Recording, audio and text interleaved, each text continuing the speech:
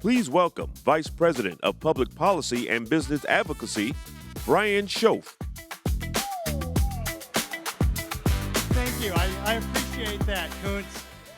So, hi, everybody. If we could start making our way forward, we'd like to get this party started. So, guys, thank you for being at our PAC reception for MPC 2026. We really do appreciate you, what you do for the chamber, what you do with the legislature, and all the things. So I just wanted to say thank you for being here. We're going to run our program here with the quadrant, and then we are going to have more chances to mix and mingle and have a drink. So as I look at Will Snyder, you want to grab a seat? I was going to say, do you want to start calling everybody out? So no. But guys, please grab a seat. Thank you very much for being here. We've heard a lot over the last week about the quest for common good, and that's why we're all here, is to make sure that we are moving the state forward. So my ask of all of you is to take everything you've learned here and continue that when we head back into our regions of the state to continue to move Michigan forward together. So thank you, everyone, for being here. Let's have a great day.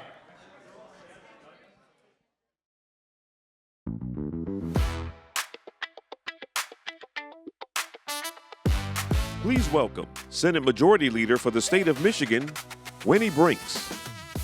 Speaker of the House for the state of Michigan, Matt Hall. Senate Minority Leader for the state of Michigan, Aric Nesbitt. House Minority Leader for the state of Michigan, Ranjeev Puri. And to moderate the discussion, please welcome Associate General Manager and Political Director for Michigan Public, Zoe Clark.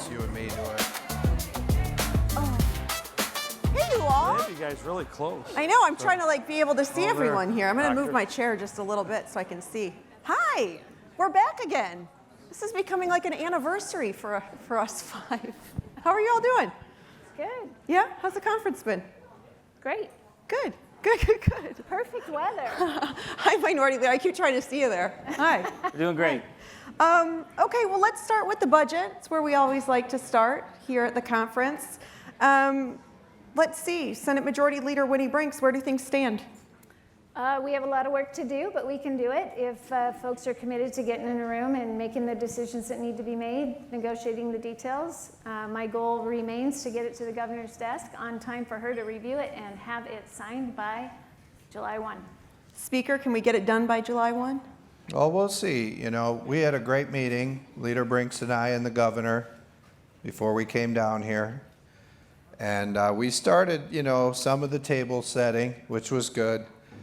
But, I told the leader, and I'll say it here, once they drop the tax increases and the efforts to raid the rainy day fund, we'll probably get a deal pretty quickly. And I showed them how you can do it. We just look at the dollars we're actually spending.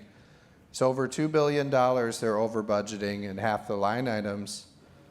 And we looked at it. We said, just stop over budgeting. There's 3,300 more ghost employees. We'll get rid of those. That's saving the taxpayers $500 million. We're going to cut a lot of the waste, and then we're going to deliver massive property tax cuts for the people of Michigan. And we're going to dramatically lower your energy bills because we're going to force the utilities to lower their rates by $1 billion. It's going to wipe out the last 3 years of increases on your utility bills. This will be the biggest tax reform in Michigan's history, and we're going to do it together. It's going to be a lot of fun. I'm excited. We met a lot last time, and I'm looking forward to doing that with you again. Do you think we can get it done by July 1st? If they drop the tax increases and the efforts to raid the rainy day fund, we can get a deal very quickly. And I've showed them how to do it. Leader Nesbitt, what would you like to see vis-a-vis the budget right now? Well, the last 8 years we've been seeing it. It's just tougher and tougher to make it in Michigan, from a 50% increase in the state budget, $30 billion of new spending that you've seen annually, a $9 billion surplus wiped away a few years ago. And yet as you go around the state, the average family makes $9,000 less than the average family does nationally. And families are being squeezed. And this is something why my hope is that when we get back to session is that we can pass some of these bills that House Republicans have put up, like repealing the Green New Scam, lowering the cost of energy, repealing the personal property tax and the state property tax to make sure families can work to afford to keep their homes they've worked so hard to live in. And so this is about leadership and making it more affordable for Michigan families to actually make it here in Michigan. And unfortunately, over the last several years under Democrat rule and Governor Whitmer, it's just been tougher and tougher for these families as we have the highest insurance rates in the Midwest, the highest energy costs in the Midwest, and some of the highest property taxes. And I think this is why we're going to see new leadership this fall, is making sure that we actually accomplish this for working families in Michigan to make it here. Leader Puri?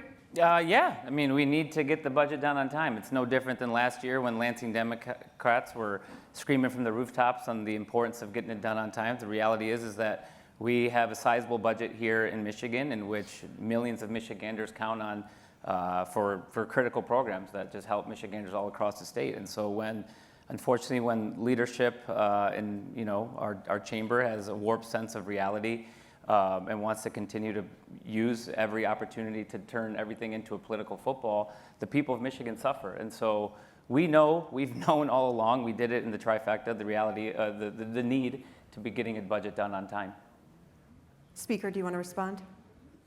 Well, we had 41 Democrats vote against Selfridge, and including you, and that's too bad. He has a very negative governing philosophy, but fortunately we have a real leader, Joe Tate, who will be at the table for the budget negotiations.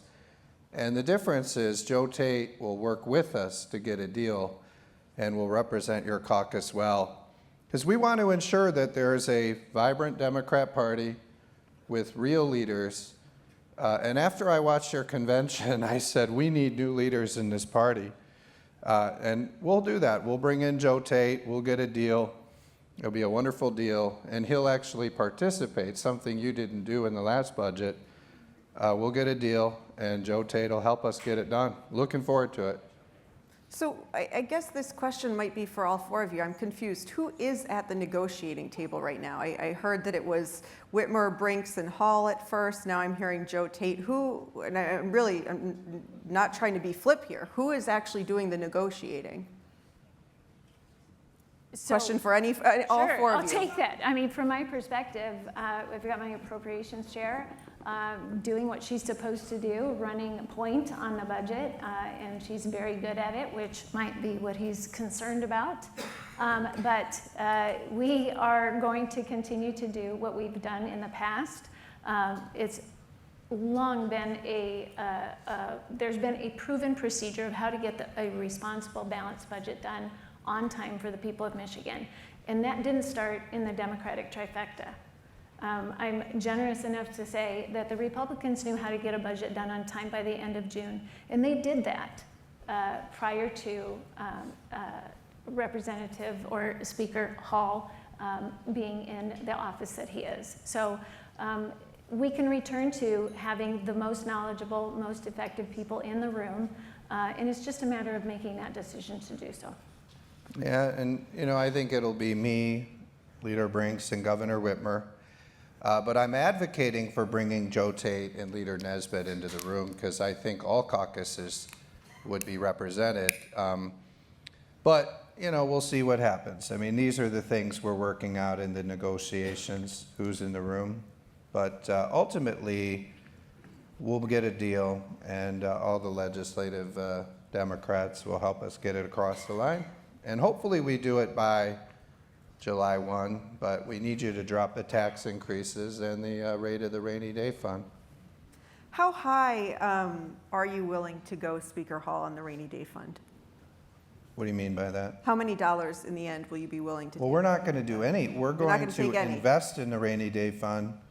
We found over $2 billion just by going through every line item, taking the largest amount spent over the last 3 years. We did that. We found they're over budgeting by $2 billion.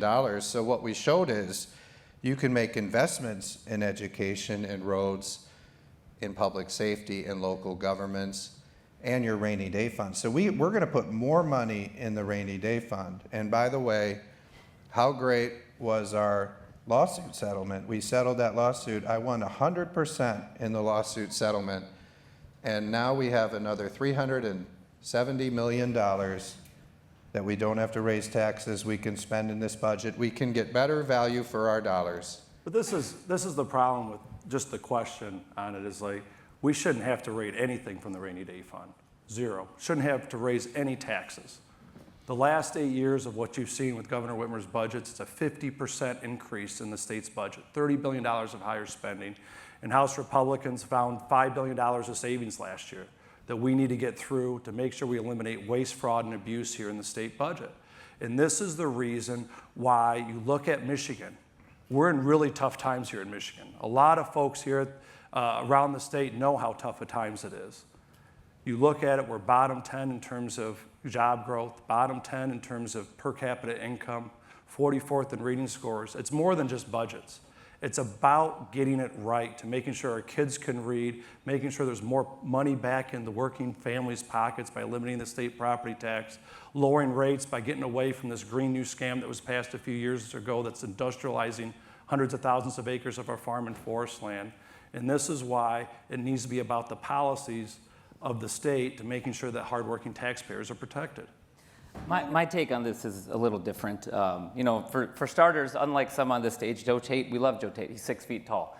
But the reality is that we have a bleak economic outcome right now because of the failed economic policies coming out of DC. And so what we need is for people to be Team Michigan, to stop rubber stamping everything coming out of the federal administration, and understanding that political talking points that might be popular in Oklahoma and Alabama aren't doing so well in places like Michigan, where we rely on international trade, where our farmers are suffering because of these tariffs and failed international diplomacy. And so I think if we can all agree to be on Team Michigan here and stand up for 83 residents, 83 counties wide, we could actually get a budget done that meets the need of our workers. Just here in the straits, we should have started the Line 5 pipeline 7 years ago. Instead, we've seen out of this administration and Dana Nessel and Governor Whitmer lawsuit after lawsuit launched with the Biden administration on a $1 billion energy project that would have protected our Great Lakes, and we need to get this done. But and unfortunately, what we've seen out of Democrat rule is that it's been tougher and tougher for job creators to actually invest and grow, repeal right to work, raise the state's income tax, just go ahead and squander a $9 billion surplus that was out there without returning real money to taxpayers. And this is the real challenge in the long term of Michigan, is that instead of making sure every fourth grader is able to read, you guys repeal accountability standards, close down the state under COVID. And this is the reason why we continue to have challenges here in the state. Respectfully, you know what's better than importing energy is growing it in your own state. And we passed a national standard of making sure that we could do utility scale work, solar, wind, and battery, which would have brought billions of dollars of investment to the by state. Industrializing 500,000 acres of farm and forest land? By cutting red tape and streamlining the permitting process, something that I would imagine Republicans would be on board for if I could tell you that, hey, I have a plan here to bring billions of dollars of investment and to ease federal and state level regulations to making sure that investment's coming to Michigan, and to also move ourselves away from dependence on foreign energy sources, especially when gas is $5 a gallon. Why wouldn't we want that energy growing in Michigan and making sure that we can provide relief for utility bills? But the reality is we're stuck on all while you're stale trying to shut down the Line 5 pipeline. And I'll just say, Team Michigan was standing at the bill signing with Governor Whitmer when we funded the Selfridge runway, and you weren't there because you voted no. Team Michigan should be more than 5 people. Okay, let's see. Senator Brinks, do you want to jump in? The task at hand for the next 30 days, the thing that we have the most ability to influence and control for the good of the people of Michigan, is passing a responsible, balanced budget and doing so on time. The proposal that has come out of the House would blow a $5 billion hole in our budget. They have not proposed a way to make that tax bill revenue neutral, despite the number of times that we've heard the speaker say that.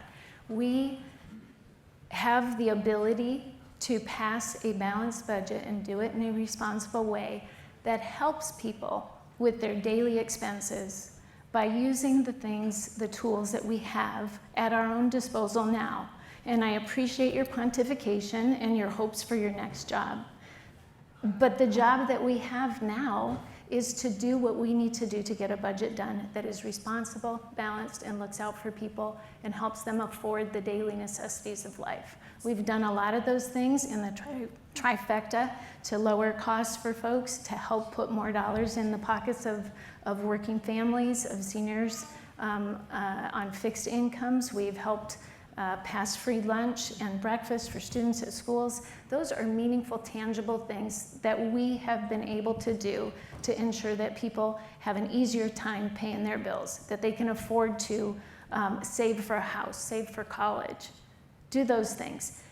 I will also add that listening to the folks here, it's very difficult to take you seriously when you devolve into insults rather than focusing on the task at hand, or when you call everything waste or fraud or pork, when these are essential services that the people of our state rely on and they have paid for. COVID dollars that came to us were meant to help ease the pain and suffering of the people of Michigan, and they were expended to do so. We can't keep relitigating the past. 4 years of the last 8 years, Republicans were in control. So it would be really helpful if you could avoid the personal insults and start arguing your policies and your budget ideas on the merits of those ideas, and keep it simple and just get it done for the people of Michigan. I want to ask a question on behalf of the lawmakers who are in this room. It's, I guess, a political question, but I would assume that the members here want a budget done sooner rather than later, so they can go back in district and start, knocking on doors, running and saying this thing is complete, instead of having to come back in September with this hanging over their heads. So Yes. I would say we were at this conference, and I give them credit. I really thought the conference would be like last year. Last year it was just how great Mike Duggan is. I thought this year it would be just a celebration of Gretchen Whitmer. I give them credit, though. They're focusing on something called the House is on Fire, and they're not talking about the Michigan House, which I've stabilized. They're talking about the House, the state of Michigan. And they're talking about how the education scores are at the bottom, the incomes are at the bottom in the country, and the population growth is at the bottom. And I give the Detroit Chamber credit for that, because the people of the state don't know this. And I think this is important to level with the people of Michigan. So with all of those problems facing our state, my focus is not to go back and campaign. My focus is to engage with Governor Whitmer and engage with Leader Brinks and keep them at the table so we can solve more of these problems. We look at the literacy problem. I think we have agreement on early childhood education spending. We have agreement on letters training and phonics. And we got to work together to figure out how we're going to deal with accountability. And that's the piece that's eluded us. If we can stay in a little longer and solve that problem, that would be a meaningful change for the people of Michigan. I'm really glad that you actually brought that up. One of the themes, as you say, has been the House is on fire. Not the Michigan House, though. Not the state of Michigan is on fire. And Sandy Barua is talking about U-turn politics, right? This idea that Michigan is a purple state. And we swing back and forth from Democrats to Republican to Democrats, and therefore policy swings back and forth. With this idea of a quest for common ground as the theme, I guess I want to ask each of you, for the greater good, what's a policy that you could compromise on? Not necessarily agree with, right? Say that you're for, but what is a policy that you would be willing to compromise on, that you're not behind, but for the sake of the state of Michigan? Leader Puri, I'll start with you. Transparency. I think FOIA specifically. I think shining a light on kind of how government structures work would just make overall policy and governance stronger in the state. And so shining light, I think, into just our world, I think would just be better for everyone. Senator Nesbitt? I think we're at a crossroads here in the state of Michigan, is that we can either just tinker around with the status quo over the next few years, and we're going to continue to be in bottom 10 in education, job growth, job opportunities, income growth, education, or we can actually shake up the status quo in Lansing. And whether it's lowering the costs for working families, such as eliminating the state property tax, or lowering energy costs, or lowering insurance costs, these are real things for real people. But as I go around the state, as I've talked to folks, the biggest thing that I think we can do is making sure we fix education here in the state of Michigan. The last 8 years, we've gone backwards. And we've seen that over the last few years with the Democrats and with Governor Whitmer repealing accountability standards, repealing A through F reading A through F standards, and trying to take away some choice from our parents around the state. And I think going in the future is that we know that if folks aren't reading by the 4th grade, we know they have a nearly 70% chance of doing one of two things in their life: going into jail or spending some time in social welfare. So we got to get serious on this. But one area that I know we can get around is, one, we're bringing back trades to the schools. I think what we did 25 years ago, I think we told a half a generation of folks a lie, that everybody has to go on to college. And heck, the current school system isn't even preparing them for college. And I think as you look at things, we got to get back to the trades, because we know right now, for every 5 people retiring from the trades, there's only 2 people replacing them. And so I believe in this budget year and this year that I think this is something we have to get done to make sure that we're able to rebuild Michigan. And I think we can do that together. You think you could get compromise on that? I think we can find a consensus on saying that let's bring back the trades, let's bring back some of these reading requirements, and making sure that we can get this done. Speaker Hall, something that, for the good of Michigan, you'd be willing to compromise on, that you might not necessarily be behind. Well, I'm probably the best deal maker on this stage, and I'll just say, I look at, some of you are laughing because it's not probably, I am the best deal maker. But I'll tell you some issues.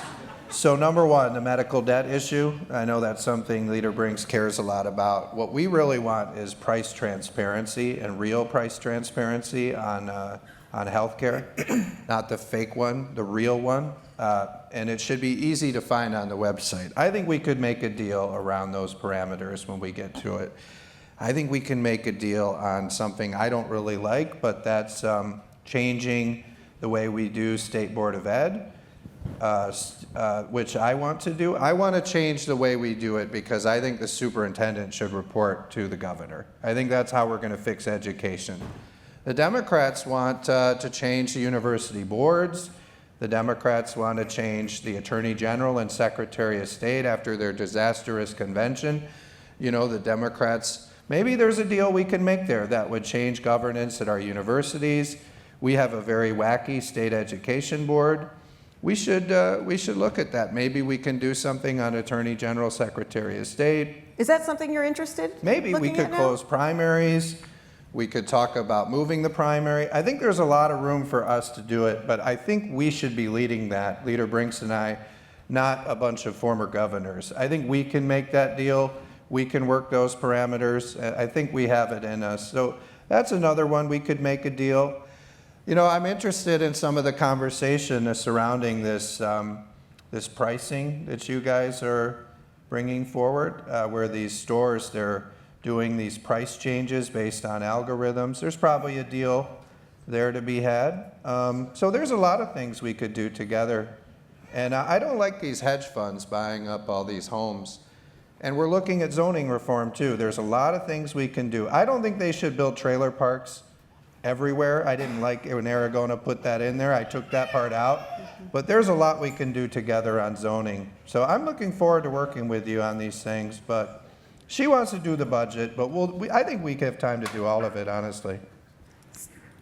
We have a responsibility to do the budget, obviously, even if you don't think that's a priority. It really is. We've had dozens of bills that have passed, one chamber or the other, with broad bipartisan support. These are not controversial bills. These are just normal, responsible things that should get done. They shouldn't have to be the subject of someone's need to, cut some grand deal every time they turn around. They are simple things for the people of Michigan. What we have seen is an overcomplicating of every issue. He wants to add, a multitude of issues that require negotiation. Sure, let's talk about them. You don't have a history of actually moving things through your chamber in a timely fashion that are very small. So it's really difficult to think about trusting you with something really big. I would say, though, Ranjeev Puri is right. FOIA is one of those things that there is clearly support for across parties and across chambers. In fact, I think you wrote an article or an op-ed or something saying that you wanted to see it passed just, 4 short years ago? It's clearly something that would improve the lives and transparency and accountability of government to the people of the state of Michigan. It's the gold standard for ethics and accountability. That would be a great one for us to move. And the problem we have is neither you or Puri listed one issue you're willing to compromise on, and that's what I have to deal with, but yet I'm still making great deals. That is the result of years of compromise that transcend your leadership and mine. Because you're not willing to see FOIA. We're not doing. So you I'll know give that. you an easier So one. that's your On position. literacy, To compromise, you have to take something that's my position and be willing to make a deal, which you'll think maybe we will. I put some things out there. I mean, imagine Zoe if we got together. We could probably sketch some of those things out. It was literally your position 4 years ago. So I would just, we're not you want doing it. something easier on literacy? There's, $300 and some odd million that we put in the Senate budget for literacy training. I know there's significant agreement there. Senator Nesbitt, I think we've all agreed that that deserves some attention on the part of the state. It's a very concrete way we can move together to improve educational outcomes. We agree on some of those things. But it will never happen if you don't get in a room and just work out the details.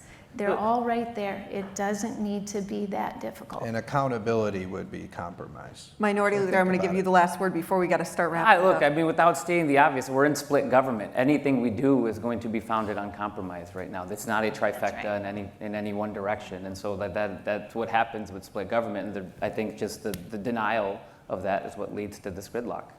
Last year, I ended by asking all of you about your thoughts about a CONCON, the Constitutional Convention. Let's talk about MOP, Michiganders for Money Out of Politics. They just turned in their signatures yesterday to ban political donations from businesses like Consumers Energy, DTE, Blue Cross Blue Shield. It could make it on the ballot. I want to just hear from each of you really quick. What do you think? Minority Leader Puri, I'll start with you. I think the reality is that we do need to have a serious conversation about money in politics. I think, after Citizens United passed, unfortunately, we've seen an uptick in the cost of our elections. And so we do need to have a more serious discussion and look forward to seeing what happens with the Board of Canvassers and if the proposal is validated. Senator Nesbitt. I'd be open to seeing the legislature do something. Well, Speaker Hall. They don't sweep in all the donors. They don't include the unions. They have a lot of carve-outs, but we'll see. I hear there's a lot of questions about their signatures, so we'll see what happens. Senator Brinks. There's certainly a lot of anxiety and questions about the amount of dark money in politics. It's unaccountable, it's untraceable. The citizens of Michigan are right to ask questions about how we can make improvements there. We'll wait to see if it has the signatures. I'll study up and see if there's something that we can do. But it's something that goes hand in hand with transparency and accountability. And again, something like FOIA would help people understand what is motivating their lawmakers to do what they do and who they are meeting with. And who their donors are is another piece of that puzzle. And I think that this ballot proposal gets at the mistrust that people have about what's happening in their state government with their state dollars based on those outside influences. Senator Winnie Brinks, Speaker Matt Hall, Minority Leader Ranjeev Puri, and Minority Leader Aric Nesbitt, thank you so much for the time. Always appreciate it. Thank you. Thank you.